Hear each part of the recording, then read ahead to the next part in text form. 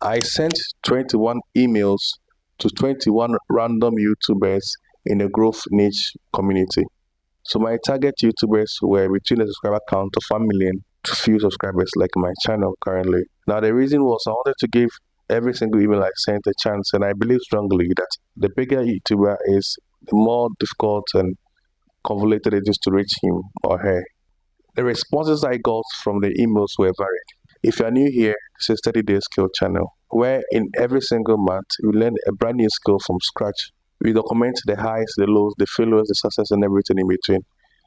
If that sounds amazing to you, and that's a wonderful concept, please join the train and become part of this community by liking and subscribing to this channel.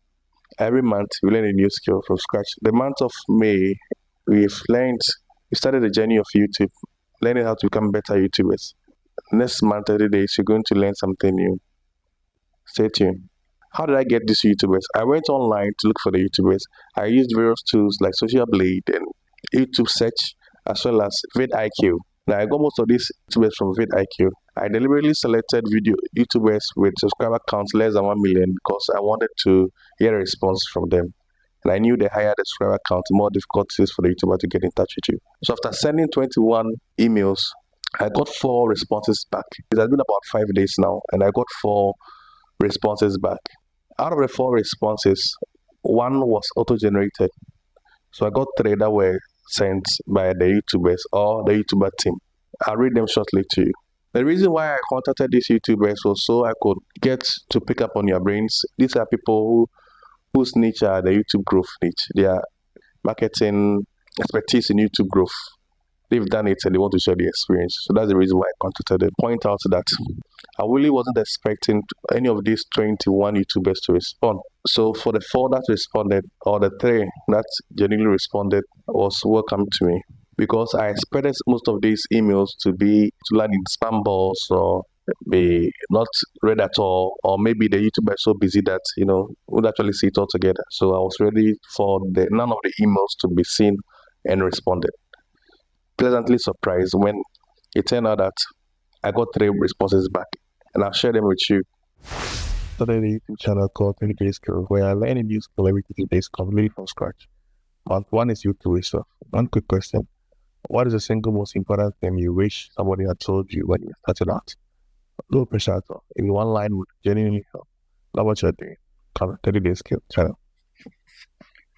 So the response was, "Hey Kwame, Bridget here with team. Hey Jessica, thanks so much for your email. It was an exciting idea.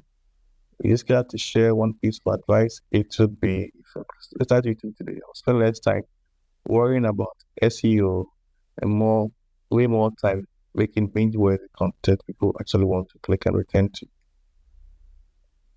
So the lesson here is to make quality content that people want to return to, while less about the technical stuff. If you're interested, share the whole video on YouTube. Right. Focus relentlessly on creating content that solves a specific problem for a specific audience. Everything else follows that. Good luck with month 1. Hi Kwame, I appreciate you taking time to write. I was actually in the middle of scripting my next video during a late night inspiration section. Checked out your channel. What an interesting concept. Sent you a subscription to help out with the algorithm. Definitely hoping to see you do well. Thank you, Michael. Yeah, to be honest, the first piece of advice I have is having the person you think you would like to hear your solution or be entertained by you right in front of you as you're drawing up your idea. So, for example, if the skill you teach yourself is carpentry in the future, as an example, who is this person you think would like to hear you learn about carpentry? The first person that comes to mind when I think of that is someone like myself, mid-30s, knows how to hold a saw but didn't learn much past that, and is too embarrassed to film himself falling, too embarrassed to film himself failing, but would love to see your journey through it. And in my channel's case, it's basically every person that comes to see me in real life as a health professional who suffers joint pain, back pain, and knee pain. And YouTube has decided that my voice on the topic is worth pushing to audiences who want to hear what I have to say. And I consider that an honor. But the patient is front of mind with every video I script. Will it solve their problem? pain, or entertainment. The second thing is to stick it out and be willing to suck for a while. 99% of channels on YouTube stop posting after about a month or maximum 10 videos. The other 1% are the ones that make a living from it or see any money on the back end. I have about 35 videos right now on my channel, but I deleted about 15 of them previously and reworked them after a couple of months of posting and minimal views. It took 20 videos before I cracked 1,000 views on one of them. And about 5 months of consistent posting before I cracked 1K subscribers. Stick with it and be willing to sell. I recommend watching my videos on my other channel, mostly just an accountability video, journey video for myself and to help others like you, where I talk about the balls of a good YouTube video and a good YouTube channel. I've linked it here. Channel link. Best of luck with the journey. Thanks for taking the initiative to reach out. I hope my insights were helpful in a small way. Regards, Brother Mike, Stacy, DC, and Miss Deva Health. I responded, "Hi, Dr. Mike Stacy. I'm very grateful for taking time during your session to send me this great advice. I really appreciate it. I would check out the video you provided. As a matter of fact, I'd like to share this video with my very few audience members, if that's okay with you. Thanks a lot for this national. Here's another reason for me not to quit my client, not like you suggested.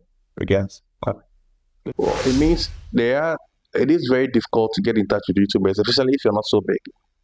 So if you're trying to contact YouTubers with cold outreach, I'll suggest you contact those who are not so big. Maybe you don't even use cold outreach altogether. You could contact them directly by their comment section. That's better. Most of them do read their comment section because you can imagine the number of emails that they receive in a day. They are inundated with emails and other tasks and assignments. So most of them don't look at their emails for some time. And most importantly, your email might even end up in a spam box or junk box, which is even worse. So if you are trying to get in touch with any of these YouTubers, I'll suggest you do that directly via their comment section, because 21 and I got 4. So it wasn't bad, but it could have been better. Again, I wasn't expecting any of them to respond because I expected it to land in spam. So those who responded, I'm genuinely happy. I am pleasantly surprised, and I welcome that. I am grateful too. I appreciate it. So after reading everything, I realized that it is quite evident from their suggestions and ideas and hints and tips that the best way to grow in YouTube is to focus more on the content, to do content in a way that would make people want to come back, make viewers want to come back and watch more of your videos. Because any video could go viral, and if it goes viral and it's one-off, it serves no purpose. Yeah, there could be some jump in subscriber count and viewership here and there, but most of these people are not going to come back and watch your videos. So if you have content that is good enough to draw people back in, that is the winning formula.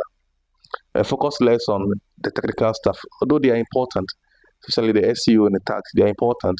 If a viewer gets to see your videos and then your videos don't retain them longer, then it means the quality of your videos are not up there. So if you could improve the quality of your video, it will draw them back in. And quality necessarily doesn't really mean high-end, high-tech, state-of-the-art equipment and production, but most importantly, the content of your video should be something that people will find value. If it's very valuable to the viewer, they'll come back to you, watch more of your videos, because they find value in your videos. Fourth video, which is the last video for the month of May, will be a Capstone project where I do a mini documentary style video. So please stay tuned. So those who are discovering me for the first time, hi, my name is Kwame. I've started this channel because I like to learn new stuff. So this is a 30-day skill challenge channel, or 30-day skill channel, where every 30 days I learn a new skill from scratch. And I'm inviting you to be part of the journey. So the month of May, we started YouTube. And then next month, we are moving on to video editing with DaVinci Resolve. So please stay tuned, subscribe, and like this channel. Thank you. See you soon. Bye.